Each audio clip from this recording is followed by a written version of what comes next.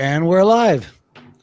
Hi, and welcome to a Sunday evening get together with my good friend Ian Hogan from the Objective Centrist. I thought it would be fun and interesting to talk a little bit about the campaign, the Democratic campaign, and the Republican campaign, and how Ian thinks the different candidates did, and whatever else he feels like talking about in this aspect. So, hi and welcome to Ian. Hi, Rich.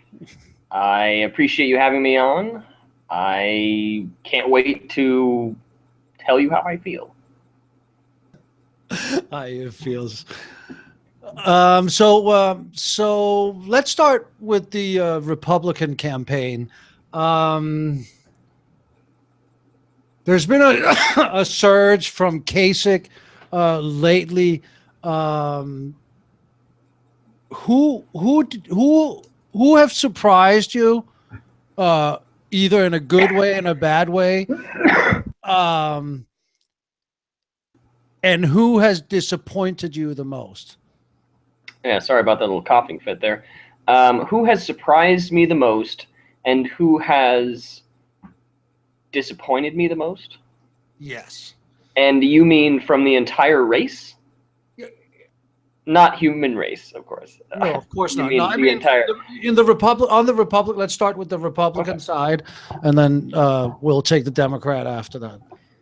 Yeah, so that's actually really easy for me to answer, and I think most people will have their own opinion, but I think if there were a poll and people just said, oh, the 16 people or whatever that applied for this position, which one, angered you, which one surprised you the most, which one disappointed you the most, I think the most surprising would, unless you really aren't paying attention, would be Donald Trump, because he really just took control.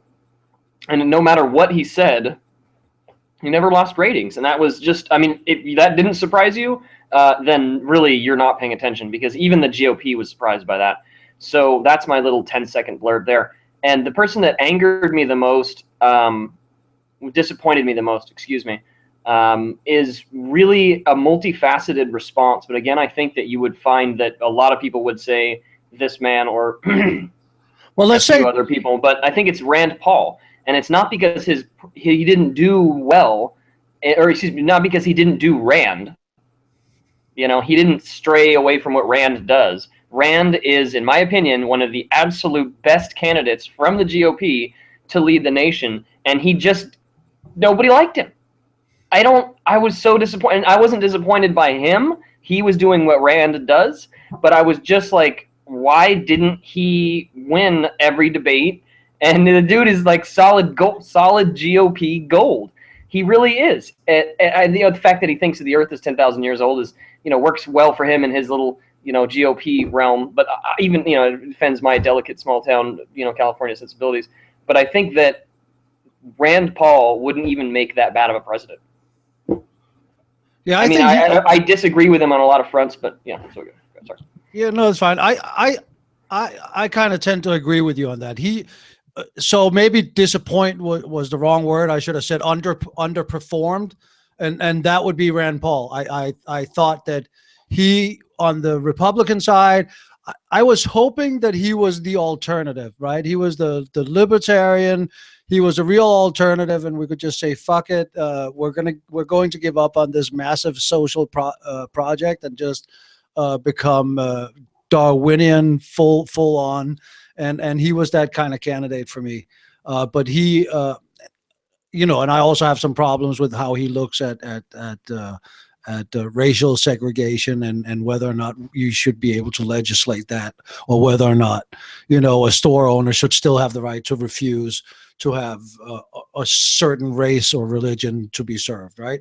So he has some weird ideas. But yes, he's the one for me on the Republican side too that underperformed the most. Yeah, I guess you're right to say that Donald Trump was not the candidate that was the biggest surprise, or yeah, I guess you're right that's like a gimme. that's a gimme. Anything else that like surprised you, or that you thought was new in the Republican debate this time around from previous primaries and elections? To be totally honest, as you know, I paid very close attention to these debates, except for the last one where I had really bad reception. I was busy that day, and I was having a really hard time with my computer. So I didn't see much. I did see a lot of it, but I didn't see much of it in a way that made sense to me. I had to get it piece by piece, and the connection was always bad, and I didn't take any notes. But what really got me about the most recent GOP debate, which isn't even the last one, is it? No. There's two more, right? So, or something like that. Please. But yeah, so it was really calm, and I liked how everybody, the debate style went. I mean, as soon as Donald Trump got off the stage, people stopped acting like freaking teenagers, and you got to see people do what they came there to do. And it still was like, oh, you're a bunch of idiots, except for Rand.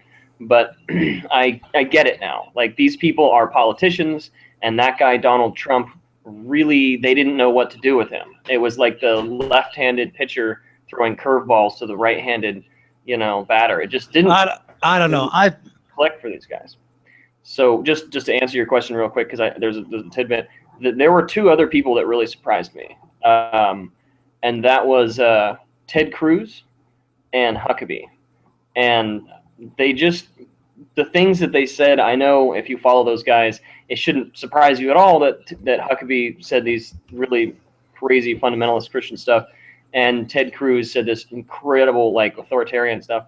But these are serious candidates that are seriously trying to be the president of the United States, and that to me was really surprising, that people take them seriously on a presidential level. Like, it's not just, oh yeah, my own personal politics are kind of weird, and I want this guy to be my governor because, that's my personal politics.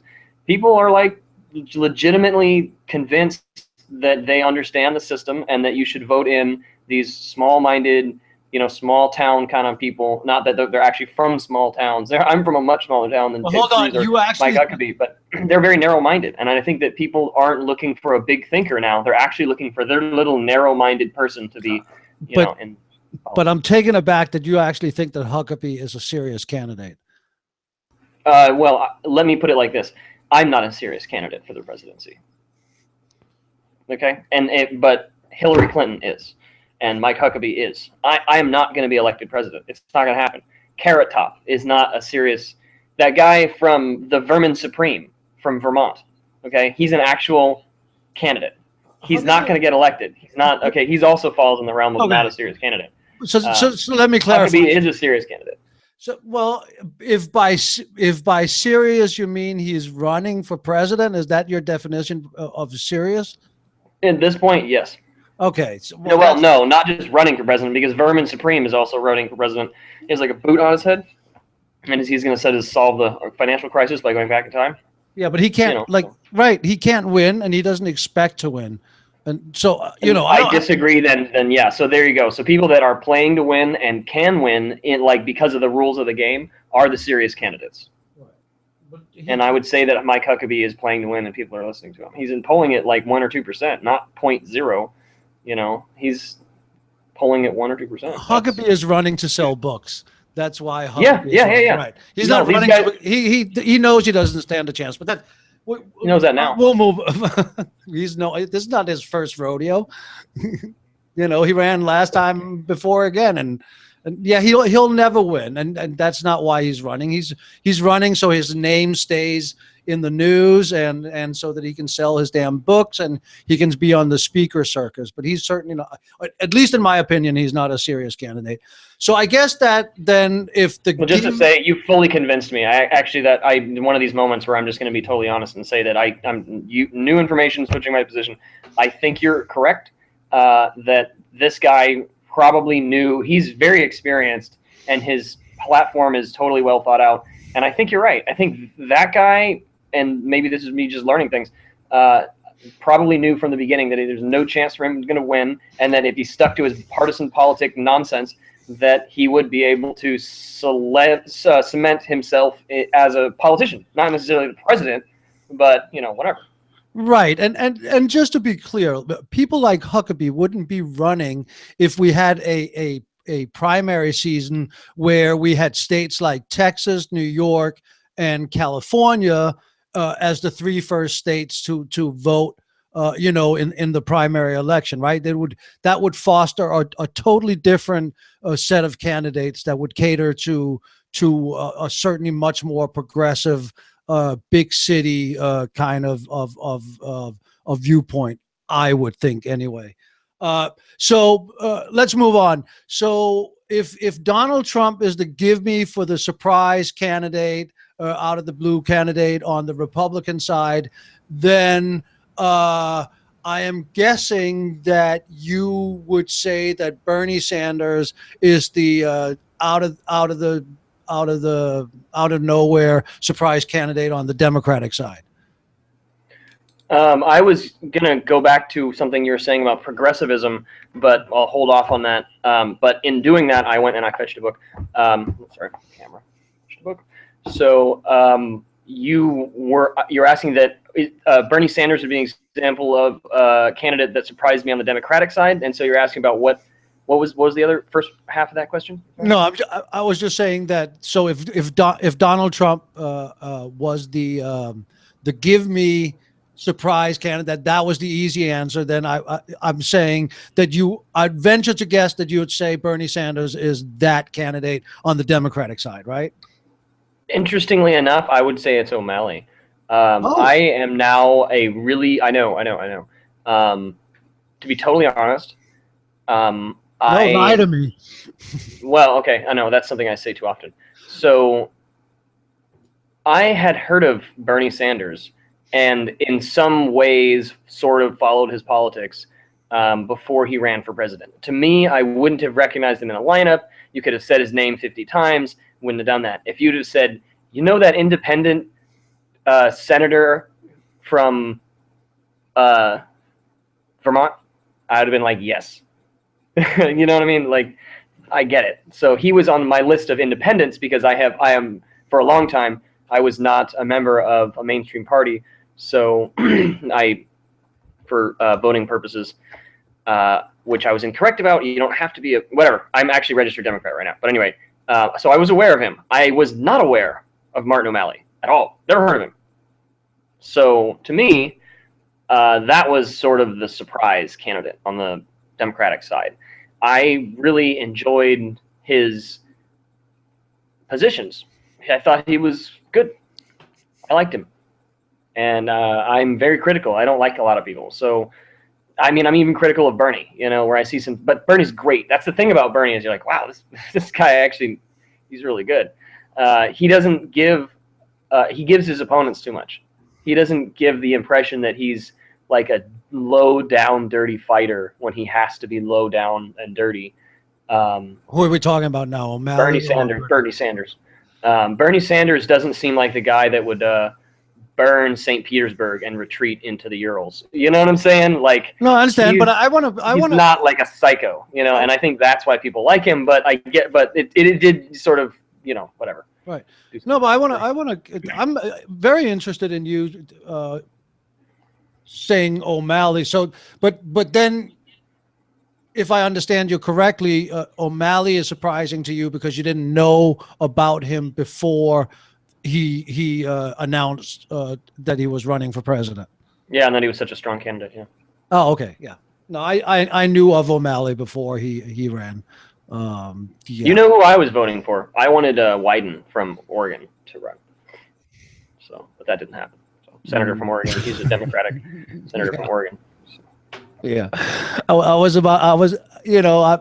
I've always said that Americans,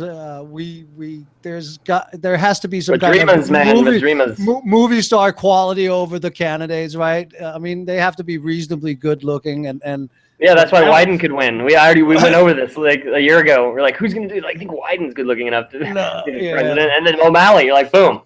He's a 7 at least. 7, come on, ladies. Chime in here. Well, either way. So yeah, no, I'm not surprised by O'Malley, and I don't think he stands a chance.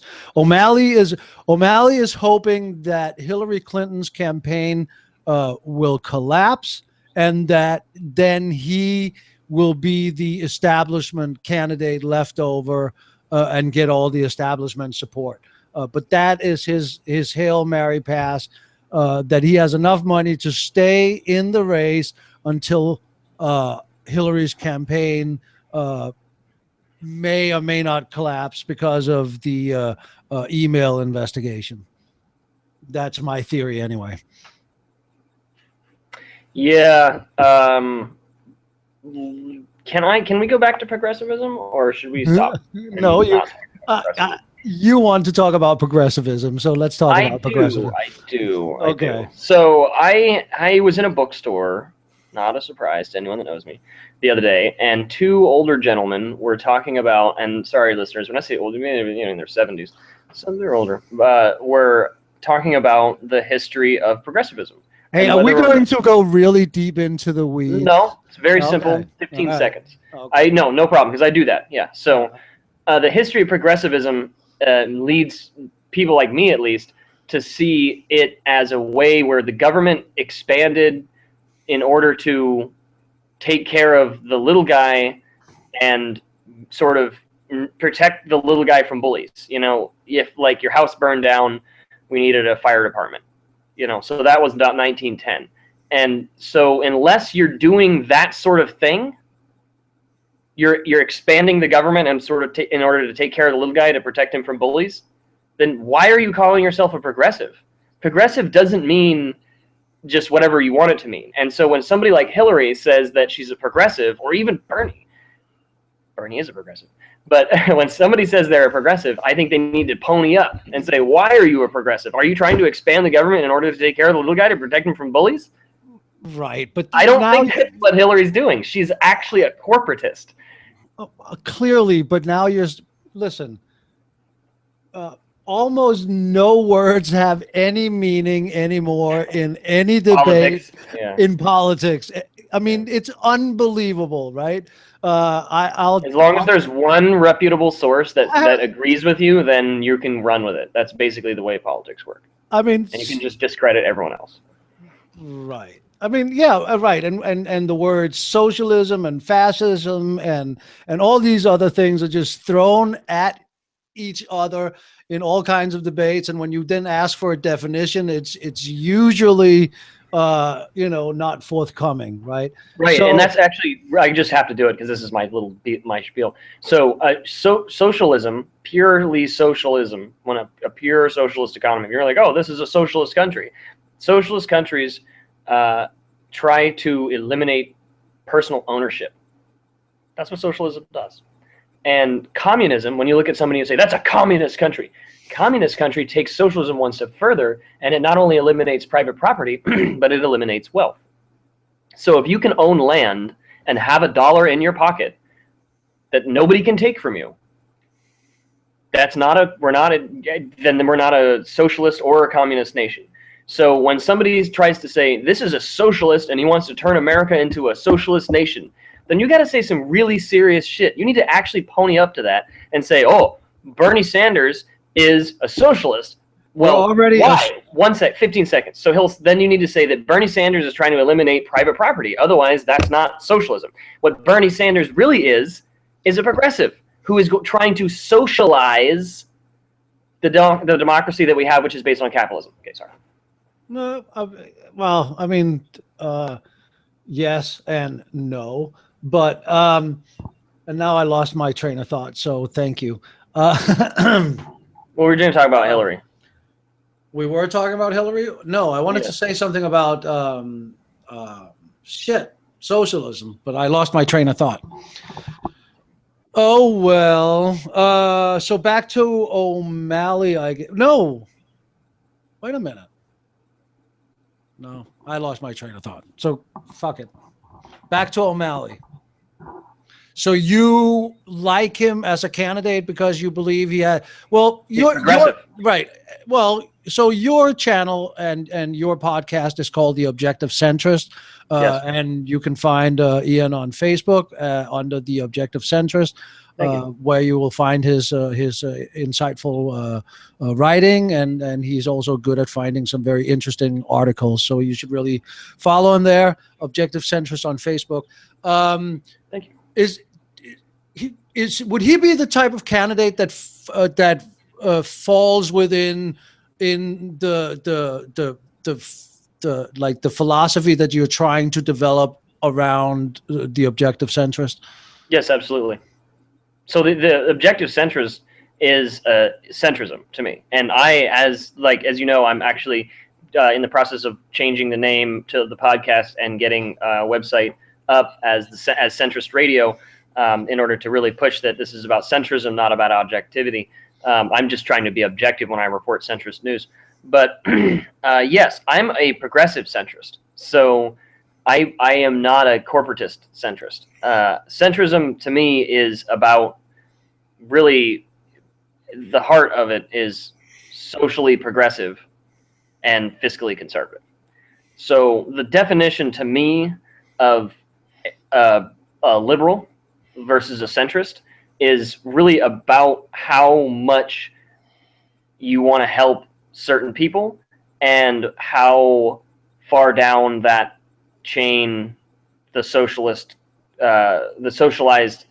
benefits go. So at some point, I believe that people are responsible for their own survival, and that the tragedy of the commons sort of makes us have to draw a line in the sand.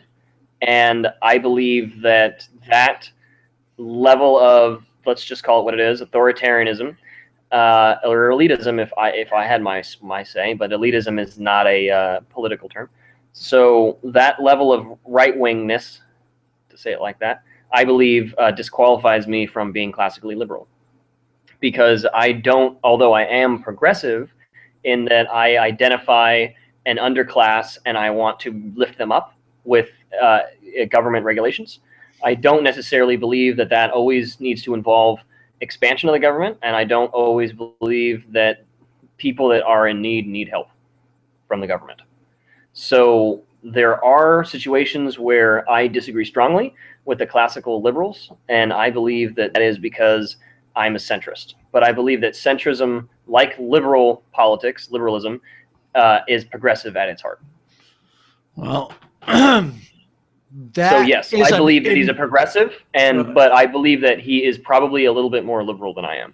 So I don't know if I qualify him as a centrist, but as a matter of fact, I am cooking up an article in my brain as we speak about whether or not whether or not any of the candidates qualify as classical liberals. And I believe that the only one that probably doesn't is Hillary. And so, as you know, as you have said, Hillary is more of a centrist than she is a liberal. And I just don't agree with her, but I do believe that she generally falls into my political philosophy. I think she's on the other side of the coin than I am. I think I'm closer to Obama, but I believe that the problem with Hillary is... So you're a corporatist? No, that's what I was just about to say, is that I do not endorse corporatism. I endorse progressivism. But both Hillary and Obama are but I endorse corporatism to a degree that I don't believe that all of the assistance that some people need in life is going to come from the public, or from the public sector. I believe that there are some things where your upward mobility is dependent on the private sector. Yeah, but that's a totally different podcast, which we should do, by the way. Yes, as a matter of fact, I'd love to, but I'm not going to until I get to write one of these little books. No, and it'll say centrism. Right, but I want to get back to, so one of the things that and I did a comment yesterday, or I posted it today, but did it yesterday, something like that. Was about the the uh, uh, the tone between Hillary Clinton and Bernie Sanders. And I felt a little bit that there was some deja vu. And I was wondering, how have you seen the Bernie Sanders promised that he would not run a negative campaign? Do you think he's lived up to that? And how do you feel like Hillary Clinton and Bernie Sanders spokespeople or persons have conducted themselves in their jousting? Well, it's a mouthful question. Glad that didn't come off a teleprompter. You can tell that this is done off the cuff, ladies and gentlemen. But that is a very difficult question to answer for somebody that doesn't follow politics very closely. I'm not saying that I don't follow politics very closely. I am relatively well attached to politics. But I have had maybe half a dozen articles that I've read or interviews that I've seen that involved the campaign leaders. So I would say, go ahead. Did you read the New York Times endorsement of Hillary Clinton? Of course. So we'll get to that in a minute. So I think that the Bernie Sanders campaign has been really good. And I think that he has avoided doing attack ads, and as much as any politician I've ever followed since the Bush administration, he is not running attack ads. But I'm sure somebody can prove me wrong there, that he ran something somewhere. I just missed it because, like I like to say, maybe I don't follow politics closely enough. You know what I'm saying? I watch this stuff all the time, No. but, I'm not a professional. This is a hobby for me. 15 seconds and I'll be done. So I think that Hillary's campaign has been really dirty. And I've been really continuously surprised with how dirty she's made that campaign. So I tend to agree. So I think that I had total deja vu. This Hillary's campaign has, as I made a comment earlier today, Hillary's campaign is doing almost exactly the same thing towards the Sanders campaign as they did towards the Obama campaign back in the day. They have accused the Sanders campaign of being a racist. He was not good on civil liberties. They have accused the Sanders campaign of being sexist. They have invented this term that they have pushed into the mainstream media of the Bernie Bros, which is this derogatory term for supposedly trying to paint this picture of Sanders supporters only being white young males, right? Mm-hmm. And the truth is obviously a lot different. I have some numbers somewhere that I can't find right the second when I need them, but I mean there's a large contingency of women, especially under 40, that is for Sanders. So but they've just had a campaign that was exactly the same as they did with the Obama campaign, and that to me has been disappointing. That was the primary reason I switched from Hillary Clinton to Barack Obama in the first go around. Was this constant crying of sexism, and I know that I used the word crying, and I did it deliberately. And this underhanded, like insidious claim of sexism. So that to me has been disappointed about the campaign there. Yep. I mean, what can we say else about Hillary that we don't like? No, to me it's just I really, really, really, like, the first time around I wanted to vote for Hillary Clinton. It was just the way that she conducted her campaign, like I just said, and it's the same thing again. I wanted to vote for Hillary Clinton. I wanted to like her or whatever. I didn't expect Bernie Sanders to come in from nowhere. And when you look at the two candidates and you look at their record and you look at the steadfast, I continue to call it a red line that you have in with Bernie Sanders and his voting records and what he stands for. I mean, you could pull any subject out and you could throw it at me, and I would be pretty sure I could tell where Bernie Sanders has stood and where he has always stood. And I think I would be pretty close, because he's just been like that. The way Bernie Sanders has been Bernie Sanders all the time. And the only thing that's changing is that America is coming to Bernie Sanders. Hillary Clinton is a totally, totally different animal. She's a political animal. And I heard some lady today on CNN, and she said, I am not sure, or not even lady, it was a young girl that was training to go to the caucuses for the first time. And she said, I really want to vote for Hillary Clinton, but I'm not sure if she wants to be president to go and, work for us, or if she wants to be president to be president. And Hillary Clinton has been calculated. She was for DOMA, right? Don't ask, don't tell.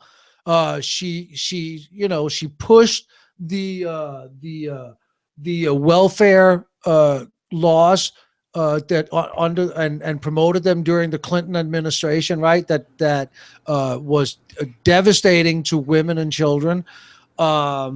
She was against gay marriage until it was politically safe to be for gay marriage, right? And she came out and said her favorite book was the Bible and stuff. I mean, all this fucking just.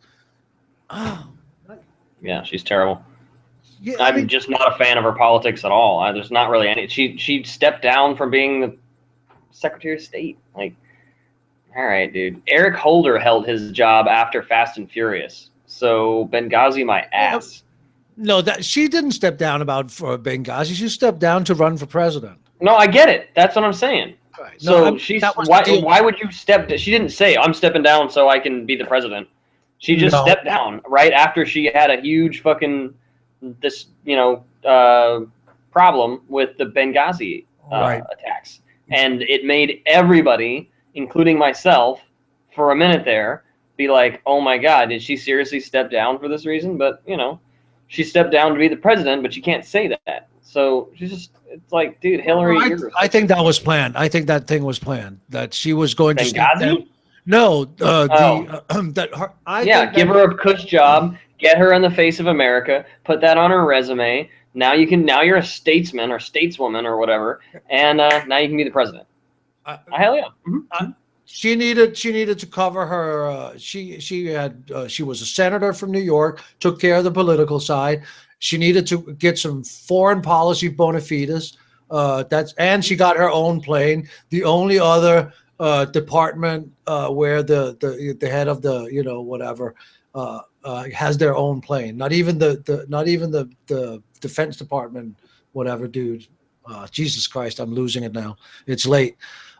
He gets his own plane, right? Only the State Department, the Secretary of State has their own plane, like the president. So, yeah, she got that cush job, exactly like you said, to cover that bona fides. But she's not running a good campaign, and she's just running a campaign. In the only run, she's running a great campaign, if you want to call it that. But she's running a dirty campaign. She's doing what she's running an American politician campaign fucking do. And she's doing the same thing she did last time. But I went to the first election wanting to vote for her. That's the truth. I wanted to vote for Hillary the first time around. Then the campaign went on its way, And the way that she was running her campaign, the incompetency and the infighting, and then the starting to call Obama, when Obama would make a remark and then everybody would, oh, sexism, right? And that just got tiresome really, really quickly. And then at some point, I'm like, I can't do this anymore. I can't support her.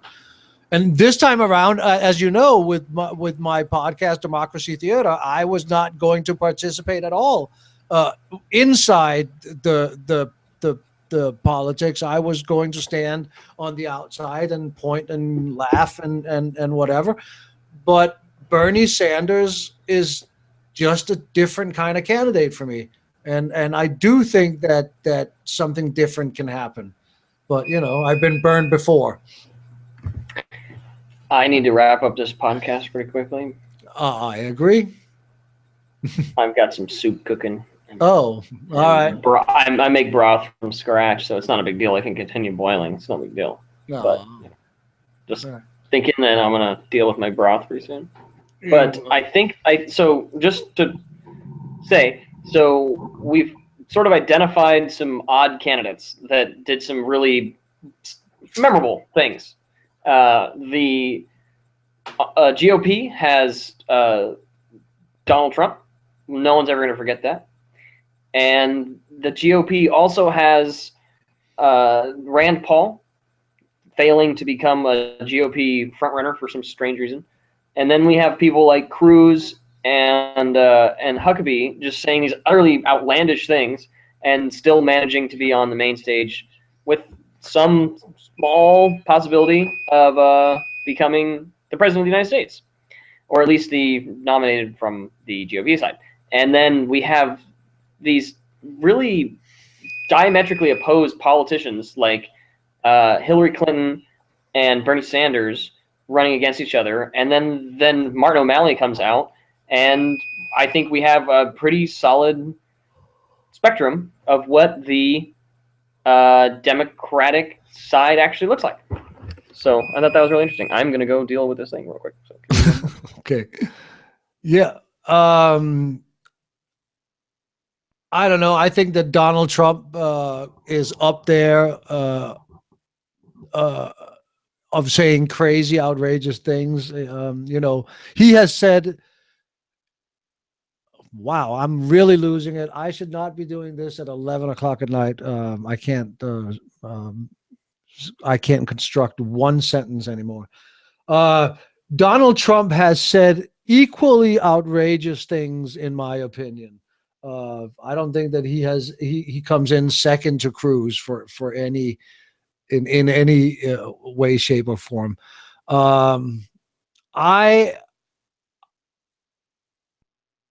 If he wins Iowa, I don't think there's anything that's going to stop Donald Trump. I think it's interesting that Cruz has been losing 14 points amongst the evangelical. So we'll see tomorrow. Bernie Sanders was 3 points behind Hillary Clinton in the last poll. But if he can get out, the usual crowd of young people, college students, then he should be good. Unfortunately, unlike when Barack Obama did it, the colleges are off, whatever, for some mysterious reason. So the kids are not there. So they're somewhere else, so they can't vote or whatever. So that is a problem for the Sanders campaign. But we should know early in the morning tomorrow. It'll be interesting. It will be interesting, that's for sure. I do think that we'll see a very strong turnout for Bernie Sanders. I think that we'll also see a very strong turnout, considering the polling, for Martin O'Malley, basically because people in Ohio don't like Hillary Clinton. I think people in Ohio, it's a farming right-wing state, and if anything that they don't like when they are liberal, I think these are going to be very well-informed liberals. These aren't going to be your average vanilla liberals, and they're going to vote very strongly for good candidates like Bernie and not going to vote very well for people like Hillary Clinton. So what do you think O'Malley is going to get? Well, we won't know, right? 5%. Because so the Democratic caucus system, as far as I understand, they do not tell you how many votes that anybody received, and if your candidate doesn't receive more than 15%, you have to pick a second choice. And so what is interesting is, where will Martin O'Malley's voters go tomorrow? Will they go to Bernie Sanders, or will they go to Hillary Clinton? And again, I think they'll be split in the middle. Yeah, well, interesting. It all depends on whether or not how right I am as to the purpose of O'Malley's campaign, right? And to me, the purpose of his campaign is to he's hoping and praying that Hillary Clinton crashes and burns, and that he can pick up the mantle for the establishment and go after that socialist Bernie Sanders. Yeah, no, I think that he's longer vision than that. I think he realizes how much younger he is than everyone else, and he's like, I'm going to do this again.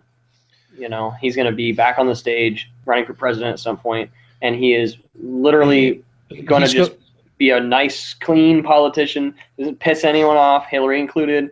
You know, he's going to be like, wait, we played this game, we went boom, boom, boom, boom, boom, and now it's like, cool, you know, and he's going to try to recoup, and I think we'll see him again in about a decade. But he will let's talk about the win. GOP for a sec. That's okay. He will never win. What do you think about the GOP? So, well, let me back up. I think the voting is going to be something like 50% Bernie, 45% Hillary, 5% O'Malley. But what do you think about the actual percentages? What would be your breakdown for the Democrats?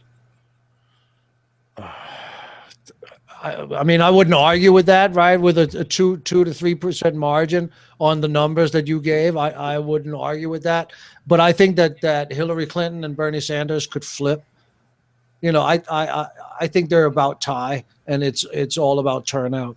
And if there's a high turnout, like everybody says, then that's will benefit Bernie Sanders. And lower turnout will benefit Hillary Clinton. Hillary Clinton's voters are tend to be older, and there is according to the weather, there is a blizzard coming in. So I would think, I'm just guessing here, that elderly people would prefer not to drive in that kind of weather or go out in that kind of weather, and that might help Bernie Sanders. So it's going to be interesting to see what will happen tomorrow. I hope, regardless of anything, even if Hillary Clinton turns out to be the eventual nominee for the Democratic Party, I think it would be healthy for the nation and for the Democratic Party that Bernie Sanders wins tomorrow in Iowa. And he's clearly winning in New Hampshire, so that he can go on to South Carolina and really make it a contest all the way to the convention. That is my hope. At least that he does that. Makes sense. So, I don't know. So, what do you think about the GOP? By the way, I think Trump would wipe the floor with Hillary in a debate. Like, seriously, I think he would not care. What? He would wipe, like he would. I think he would go in there in a way that. You mean he would act like a pigeon playing chess, and he would run and shit all over the board and just claim that basically, but it would make. I think he could get her so frustrated that she would lose her cool. Like you know, he's not stupid. He knows what he's doing. I don't agree with what he's doing. I think you know, all kinds of things about Trump, but I am also one of the people who think that he would probably not. He's not as right wing, right? He's come out against trade. He's come out. What was the other thing that was kind of surprising? Where he was, but he's said some things in the debate, of the few things that he said that sounded a little bit like Bernie Sanders. So, yeah, I'm not sure Hillary Clinton would beat Donald Trump. That's not a given. Well, I disagree with that, and I don't give her credit very often. But I think Hillary Clinton is a fantastic debater who's very well informed, has a lot of personal experience, and I don't think that we could ever get Trump to beat her in any way except for people saying that they thought that they liked him better or something. He's just no. But okay, moving on. Just curious. So, what do you think the votes are going to look like on the GOP side? Who's going to win there? I mean, what do you think the numbers are going to be? I think Trump is going to win. I think I think he's going to squeeze out a victory in Iowa, which is surprising, right? Nobody thought he was going to win Iowa because it's such a religious state. So I think he's going to. I think it will be. I think it will be.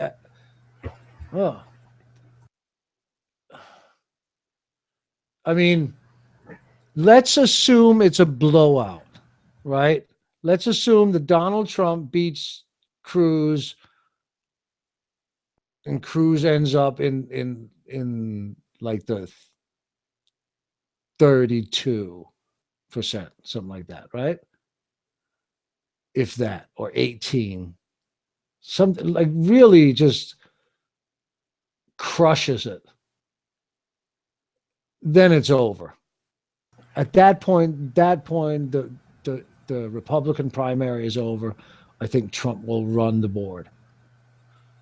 If it's close, or if he loses, we may have an election.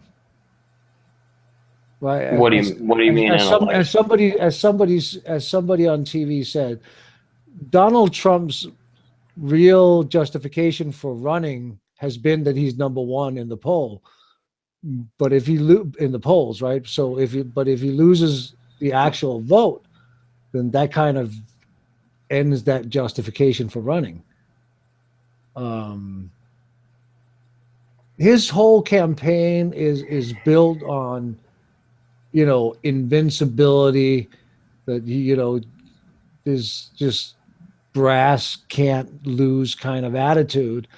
And if he loses a election, I don't think, especially an early election, I don't think that will be good for him. I think it might be a squeezer. He might win by 3-4 points, but it could be a blowout. I don't know. I think Rubio, if Rubio gets less than 15, I mean, see, it doesn't matter anymore, right? Because it's not a campaign is no longer funded by small donors. So the problem is that even if Rubio comes in below 15 points, right? If his billionaire donors still want him in the race, they'll keep funding him. You think so? Of course. So I mean, it just won't end the way that it used to, right? Somebody lost terribly, and then the people just stopped sending them money, and then they stood up with their wife and their family and said, "We made a good run, and thank you, everybody, and goodbye." That doesn't happen anymore. They get a call, and the Adelsons or the Koch brothers or whoever the fuck is funding them say, no worries, stay in the race. We'll pay for it. Here's a question. What do you think? I can't even remember his name because I'm so spaced. This ex-Secretary of Navy that ran and stopped running for president on the Democrat side. The fourth guy. He stepped down after the first debate. Oh, yes. Jim Webb. Jim Webb. What do you think is going to happen to Jim Webb? He's been I stopped following him on Twitter. I just can't. I couldn't do it anymore. But I know he's exploring or he was at that point. He's exploring a third party candidacy. Yeah. Which would be suicide. I mean, that I don't know who that would help. I think that would help Trump. Understood. I don't know. Do you see a way that Trump won't win the Republican nomination? And No. we should end this in a little bit, but yeah. So you neither, right? No, I pretty much totally agree with what you said there.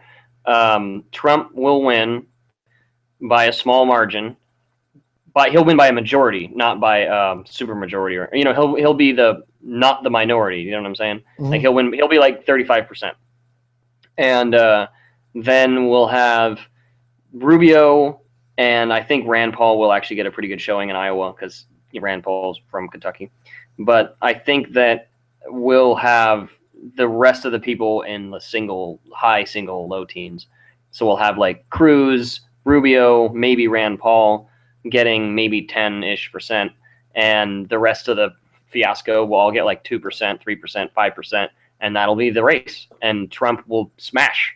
And I think that 10 seconds.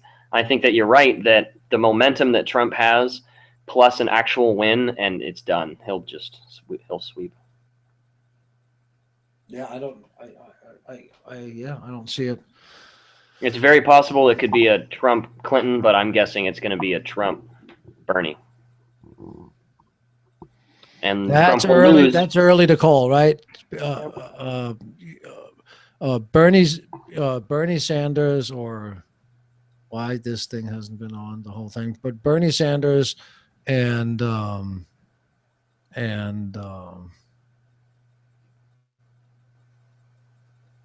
Bernie Sanders haven't made enough inroads with African Americans to win the Democratic primary. But we'll see. If he wins the two first election, Iowa and New Hampshire, he will get all the press in the world, and then the election becomes a totally different ballgame. And that could change everything. Wow. Right. What I would love to be the fly on the wall if that happens in the hotel room or whatever fucking room where Hillary and Bill Clinton are at when they realize that. If that, the moment they realize that she will lose again. Yeah. That's a priceless moment. Yeah. Wow. Well, I think that's about it. I'm going to go. I think we should wrap it. Push my soup over. All right, man. Thank you so much for joining me. I appreciate Absolutely. it. It's been great. Yeah. Let me shamelessly plug, but anyone who just signed on, I'm the Objective Centrist. Like me on Facebook. I'm also on Twitter and YouTube, and I do political analysis and philosophy. And thank you again so much for being here. And I will try to be on, or will be on regularly, Monday, Wednesdays, and Fridays at 8 o'clock Pacific Standard Time. Follow me on Twitter, Democracy Theater, and Facebook. Have a wonderful, wonderful Sunday, and good luck to the politicians on tomorrow. Good night. Feel the burn. Feel the burn. Feel the burn.